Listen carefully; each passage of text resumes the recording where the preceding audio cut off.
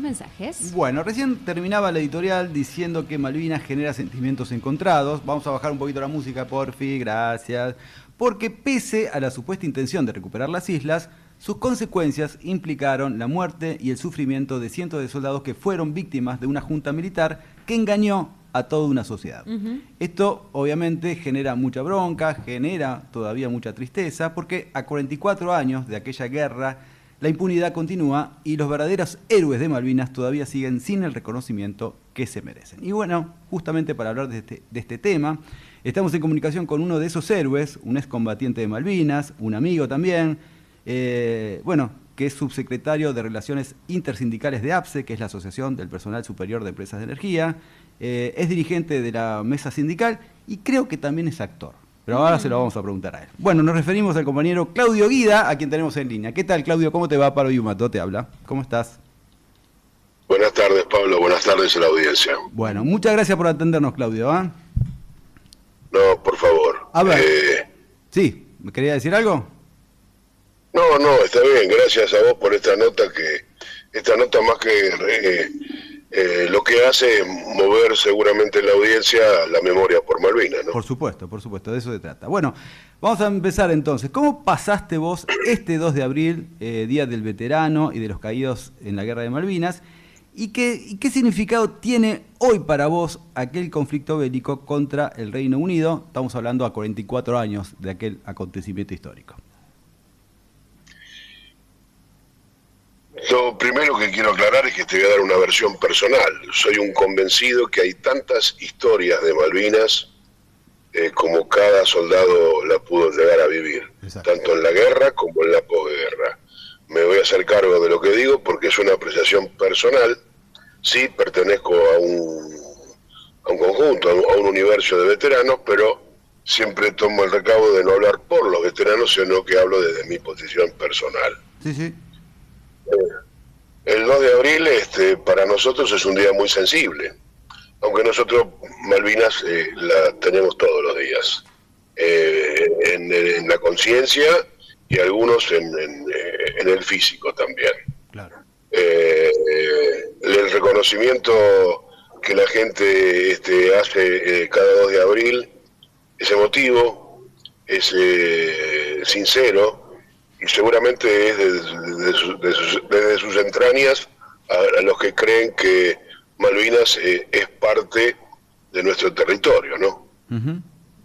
Y en ese sentido, cada 2 de abril, el pueblo de hoy, la sociedad de hoy, que tiene la gesta de Malvinas presente, lo vive de una manera particular. Insisto, para los veteranos, 2 de abril es todos los días. Perfecto. ¿Tenés en claro qué fue lo que quiso hacer la Junta Militar al mandarlos a la guerra? Digo, ¿era defender la soberanía nacional en serio o era tratar de perpetuarse en el poder? Pablo, para mí lo que fue el gobierno militar, los abusos, las torturas, las desapariciones, son con la gesta de Malvinas son 2 líneas paralelas que se unen a partir de ese 2 de abril del 82. Nadie podía, o al menos nadie, uno no estaba de acuerdo ni con el gobierno de ese momento, ni estaba de acuerdo con Galtieri, y podría llegar a repensar si era el momento y la forma de volver a tener a Malvinas dentro del territorio nacional. Pero el sentimiento por Malvinas es algo bastante particular. Y digo que esas 2 líneas paralelas, de que lo que es un sentimiento con la decisión de un gobierno de facto, se cruzan a partir del 2 de abril. Yo, en particular, y hablo en primera persona, militaba en política antes de hacer la colimba. Yo era un soldado de la Armada que estaba cumpliendo con el servicio militar obligatorio, ley vigente de aquella época. Estaba bajo bandera, cumpliendo con el servicio militar, y había hecho un juramento que decían que de ser necesario había que defender el pabellón nacional inclusive hasta perder la vida. Pero no estaba de acuerdo en nada con el sistema de gobierno y los atropellos y barbaridades que cometía este gobierno. Digo que se cruza el 2 de abril porque yo era uno de los convencidos, que llegué a Malvinas diciendo esto es una guerra política, Mira. Esto es una vergüenza, nos están usando para perpetrarse en el poder, esto es una excusa. También sabía que del lado del Reino Unido la señora Thatcher como primera ministra hacía lo mismo, sacando rédito político para su gobierno, que venía bastante golpeado. Así que digo que se empiezan a unir esas dos líneas paralelas cuando uno se siente en esa posición, y cuando queda bajo fuego, ahí te cambia bastante el panorama. Cuando uno está en esa situación y entra en combate, ya vos no empezás a pensar si el que te mandaba era un presidente de facto que lo acusaban de alcohólico. Vos ya entrás a velar por tu compañero de guerra que tenés a la derecha o a la izquierda. Los dos velábamos por la línea de tiro que teníamos, y todos juntos esa línea de tiro velaba porque el conjunto de los soldados de las fuerzas que estábamos destacadas en Malvinas, no queríamos ser derrotadas ni queríamos ser carne de cañón. Obvio, claro, ¿no? Así que, insisto, a mí en lo personal me cambia la idea, me cambia la posición, me cambia el ánimo, y ya uno peleaba por su pellejo, por su compañero, por la línea de tiro, por defender las islas, claro. Y por el pabellón nacional también. No, se entiende perfectamente, y está bueno que lo hayas aclarado, y me sorprende gratamente que vos ya teniendo 18 añitos, podríamos decir así, ya eras consciente de lo que estaba pasando en el país, ¿no? Me imagino que eso no debe haber sucedido con tus compañeros en ese momento, ¿no? Como diciendo... No, por supuesto, inclusive mis compañeros me cargaban, claro. Porque había momentos que me cargaban, me preguntaban, pero vos, Claudio, pensabas que esto era una guerra política, que esto era una locura, y por ahí pedían voluntarios para una misión de ir a relevar un soldado que estaba en un faro, pedían voluntarios, y vos levantabas la mano y te ofrecías de voluntario en esa misión. Claro. Bueno, ¿ves? Eso es lo que uno lo cuento con total sinceridad, te cambia la cabeza. Y sí, me imagino. Mirá, el otro día, hablando con amigos veteranos, hablábamos no tan profundamente, pero sí por arriba, y esto es como cuando uno lo invitan a jugar un amistoso de fútbol, y vos vas y conocés a 4 o 5 personas, claro, del equipo, pero cuando se pone picante el partido, claro. y se arma un poco de lío, vos no podés arrugar. No, y aparte ahí ya son todos, son un equipo. Ahí ya se convierte en un equipo, por más que ni te conozcas con uno de los integrantes de esa formación. Así que me imagino que debe haber pasado eso. A ver, ¿qué nos podés contar vos de lo que te pasó a vos en estos 44 años y qué, pudiste averiguar o saber de otros compañeros tuyos que pasaron por la misma y que quizás no tuvieron la misma suerte que vos? Contanos un poco esa experiencia. ¿Qué pasó después con vos y los allegados a vos?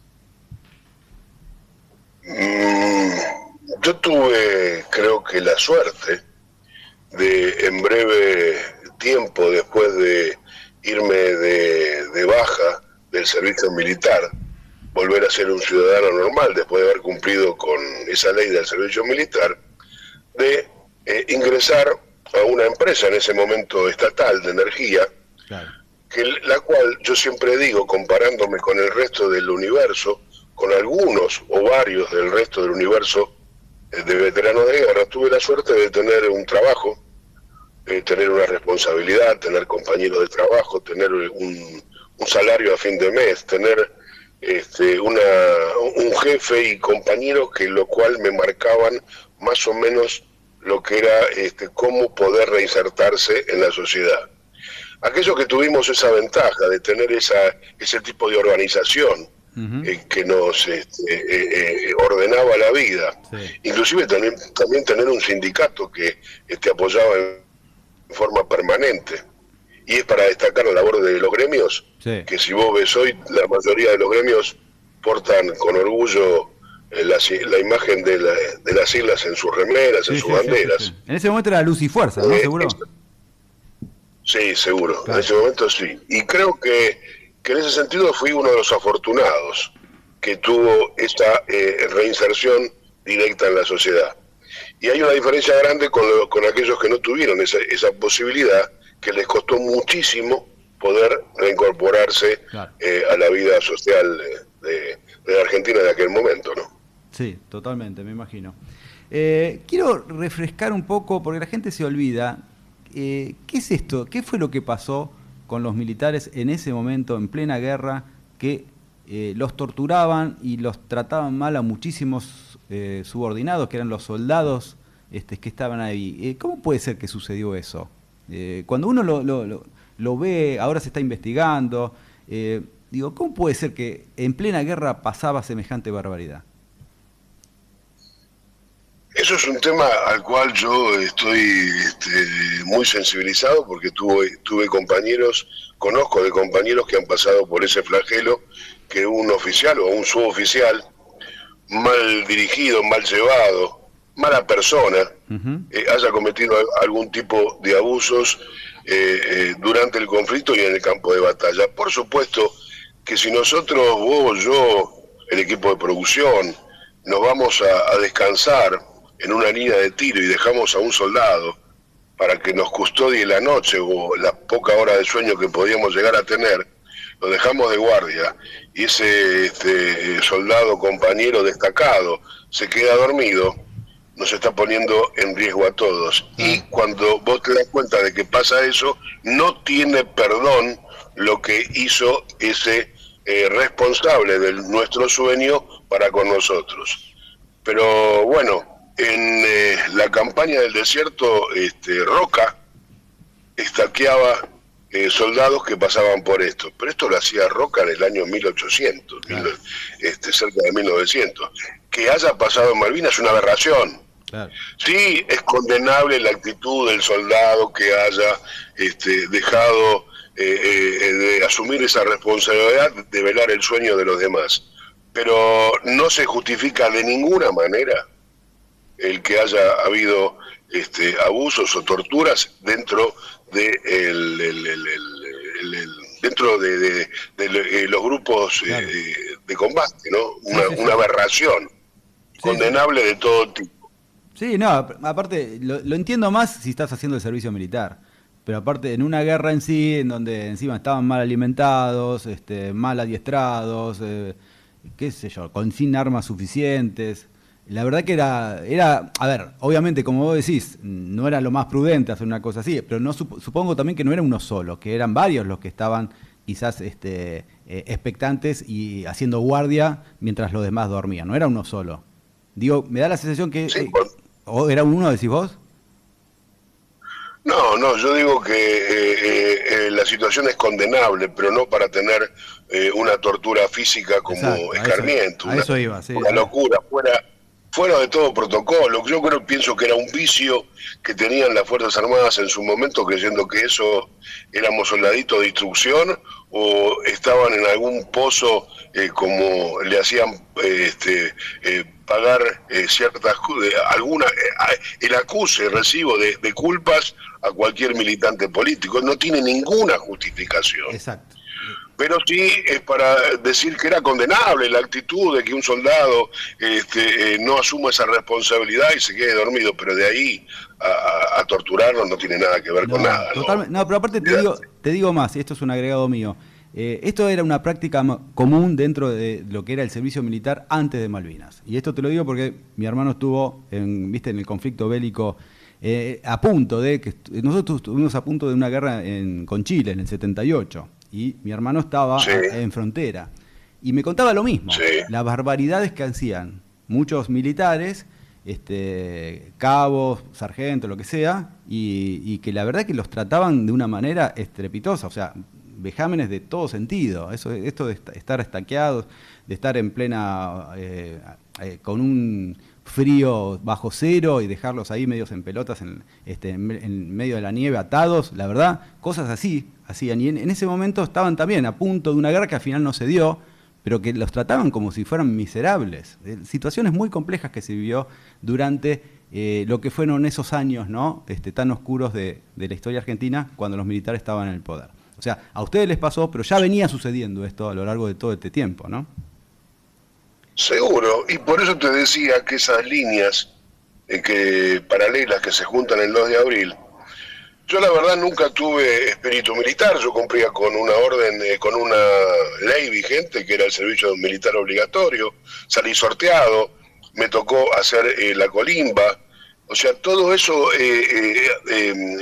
se acata según la ley vigente, que era, como te decía, la ley del servicio militar. Totalmente. Pero yo quería ser parte del ejército. O sea, si a mí me trataban de incentivar, yo quería ser parte del ejército de San Martín, claro, de Brown, no del de Videla, del de Galtieri o el de Viola. Totalmente. O sea, imagínate que, por eso digo que son dos líneas que se juntan. Sí, totalmente. Uno no deja de ser, de tener un sentimiento patriótico, pero no haciéndole el cardo gordo a esta gente, ¿no? Totalmente. Y esto mismo, salvando obviamente la distancia y las diferencias, le pasó al equipo argentino que ganó el Mundial 78. Viste que se comparan las dos cosas. Nosotros jugamos al fútbol en serio, decían ellos.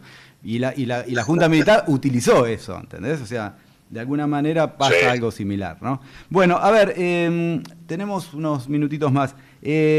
No quiero dejar de preguntarte algo antes de ir a un tema puntual que tiene que ver con un film muy importante, un documental ficcionado, que ya vamos a hablar de eso. Quería que me cuentes mínimamente qué pensás acerca o qué te pasa por la cabeza cuando se suele decir que con esta guerra de Malvinas se termina con la dictadura militar. De hecho, Margaret Thatcher en un momento dijo, gracias a mí ustedes tienen democracia, ¿no? Y por otro lado, vos sabés, porque vivís en la Argentina, que tanto con Menem, con Macri, con Milei, ese genocidio en plena democracia, me refiero al genocidio cultural y económico, continuó. ¿Qué te pasa a vos en la cabeza cuando decís, ¿qué lo parió? No se terminaron de ir nunca estos tipos, ¿no? No, creo que no. Lo peor es la consecuencia que dejan en la psiquis colectiva. En algunas minorías de la psiquis colectiva. Creer que estos tipos, inclusive las cosas que hoy el gobierno está diciendo de que tiene como ídola a Margaret Thatcher, como que reivindica la posición para discutir el tema de soberanía con los kelpers, aberraciones de la política estatal que tendría que haber, o sea, política nacional en cuanto al tema Malvinas tendría que haber tendría que haber seguido fluyendo como se marcaron algunos hitos. Los kelpers no pueden hablar porque son una población implantada. Sí, totalmente, claro. No le tengo nada que agradecer a Thatcher porque los problemas internos los resolvimos internos y también hubo una marcha previa el 30 de marzo al 2 de abril del 82, donde la CGT se empezaba a levantar, nuestro pueblo empezaba a tomar valor y conciencia de lo que estaba pasando en el país.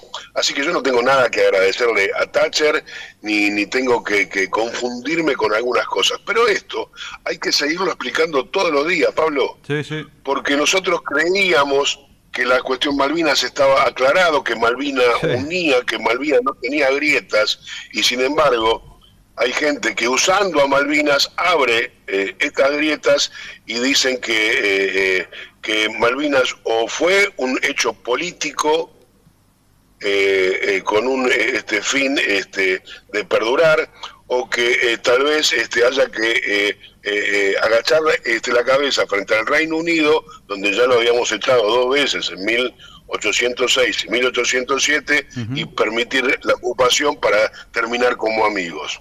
Y yo como amigo de los ingleses, y esto es algo muy personal, Pablo, también, yo no tengo nada que ver con un soldado inglés que era profesional. Claro.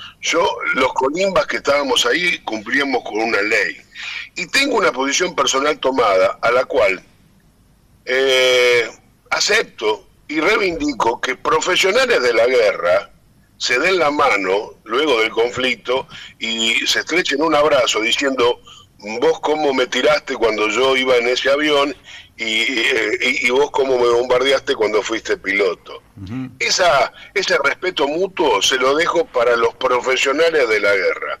A mí, en lo personal como Colima, me movía el sentimiento por Malvinas, el sentimiento por mis compañeros y el sentimiento que uno asume por su bandera. Así que yo no tengo nada de voluntad de relacionarme con un soldado inglés. Total. Porque a mí me mueve el sentimiento y me imagino que a los profesionales los mueve o los conmueve su profesionalismo.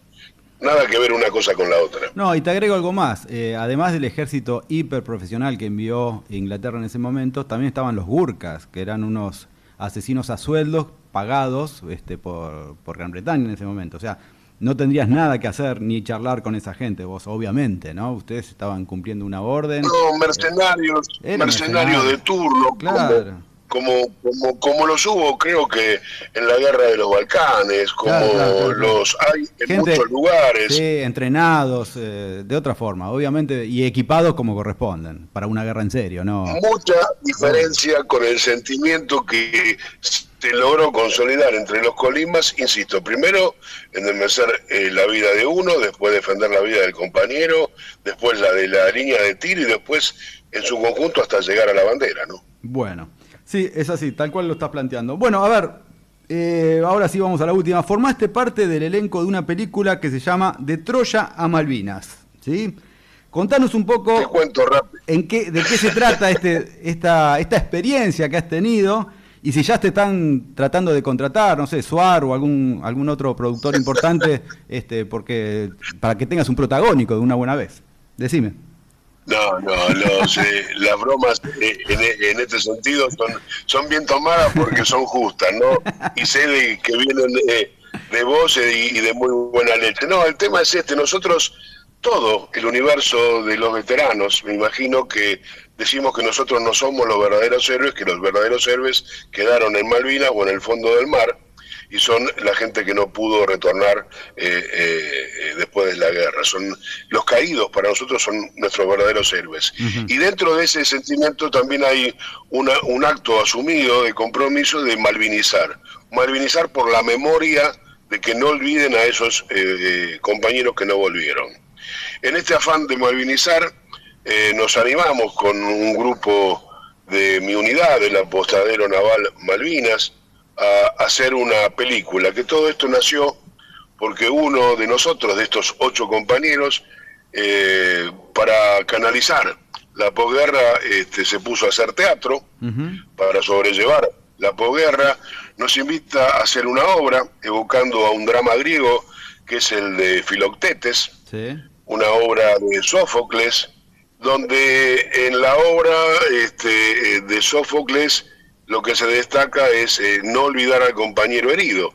Filoctetes era un arquero que tenía el arco de Heracles bendecido por Hércules, y este hombre en una previa en ir a tomar Troya lo pica una víbora, Ulises zarpa, lo abandona en una isla y después de varios intentos Hércules aparece y les dice: viejo, vos no podés hacer lo que hiciste, vos abandonaste a un combatiente, uh-huh. A un compañero tuyo. Entonces andá, pedile que se reincorpore, pedile disculpas y vayan a tomar Troya. Cuando intentan hacer esto, Filoctetes los saca a patadas. Le dice: viejo, ustedes me abandonaron. Claro. Aparece Hércules, hace las paces en este drama griego, van a tomar Troya y lo logran. Este drama de Sófocles lo representan muchas veces en terapias de veteranos, en terapias de posguerra. Mirá.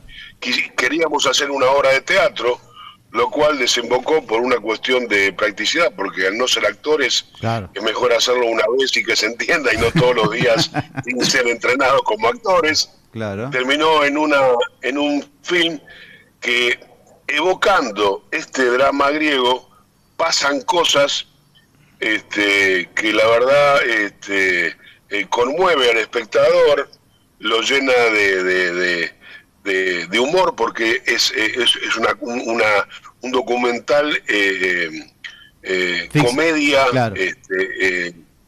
Y de ficción también, pero con mucha realidad, porque todo lo que contamos en ese film son cosas que nos pasaron en lo personal. Qué bueno, qué bueno. Que aplicadas en un conjunto tiene un final altruista. Tenemos también otra consecuencia de esto. Todas las películas de posguerra de Malvinas son golpes bajos. Sí, sí, son los chicos de la guerra, sí, son sí. los pobres pibes. En esta película se trata de veteranos de guerra que se superan y tienen una misión por cumplir, y la gente sale de la sala reconfortada, con cierta emoción, mejor dicho, con mucha emoción y con cierta sonrisa, como diciendo, bueno, todavía hay gente que toma esto de una manera altruista, como lo pensamos hacer. No, aparte fueron unos resilientes de la vida ustedes, poder sobrellevar un peso tan enorme de lo que implica una guerra, ¿no? Ver tipos muertos, gente amiga tuya que se muere al lado tuyo, que bueno, nada, todo lo que implica, ¿no? Gente que quedó sin un brazo, sin piernas. La verdad que lo que vieron ustedes, no es recomendable para nadie. Y poder sobrellevarlo a lo largo del tiempo, la verdad que es meritorio y es digno de reconocimiento, ¿no? Sin duda. Y que ustedes encima hagan una obra artística para que la gente no solo sepa lo que pasó en Malvinas, sino que también pueda tomarlo como algo, como diciendo, mirá qué bueno, qué conmovedor, y encima hasta me puedo reír un poco, porque bueno, en este contexto donde ya estamos viendo a gente que pudo superar esta situación, está bueno, es como una forma más de que se haga escuela, ¿no? Que lo vayan a ver muchos pibes jóvenes que quizás siempre ven las mismas películas con golpes bajos y que duelen bastante y que generan mucha tristeza, y quizás ustedes le están buscando una vuelta de tuerca más que, bueno, que va a implicar que mucha gente vea, o sea, recuerde lo que pasó o sepa lo que pasó desde otro lugar, ¿no? Y me parece muy interesante en ese sentido que lo hayan hecho. Así que felicitaciones por eso. Por eso, mirá. Sí, decime. El estreno lo hicimos ayer por la noche en el Gumont, sí, a las 6:30 de la tarde. Repetimos la función mañana domingo. Bien. ¿A qué hora? Y a las 6:30 de la tarde en el Gumont mañana se repite lo que fue el estreno de ayer en el Gumont y en varias salas Inca del país. Perfecto. Lo están haciendo en 7 provincias. Se está pasando esta peli. Y esta peli lo que trata o se toma el atrevimiento de tocar, cómicamente el tema Malvinas. Y tenemos, ¿sabes qué? Un escudo, como los que nos expusimos a hacer de actores, tocamos el tema con cierto humor, nos tienen que comprender nuestros compañeros veteranos. Claro. Porque somos nosotros en primera persona que nos jactamos de tomar el dramatismo de una guerra, la sensibilidad de Malvinas y ponerle una cuota de humor para seguir malvinizando a toda la sociedad, porque creíamos que teníamos saldado ya el tema informativo de la gesta, pero hay nuevas generaciones que desconocen mucho lo que fue Malvinas. Totalmente, hay que seguir machacando porque si no pasa lo que pasa. ¿Sí? Ya lo sabemos todo esto, ¿no? Exactamente. Nada, memoria, viejo, hay que hacer memoria, no queda otra, es la única manera de aprender. Claudio, ha sido una alegría enorme charlar con vos sobre esto y que lo explayes de esta manera me parece fantástico. Te mando un fuerte abrazo, gracias por esta charla y nos estamos viendo en cualquier momento, dale.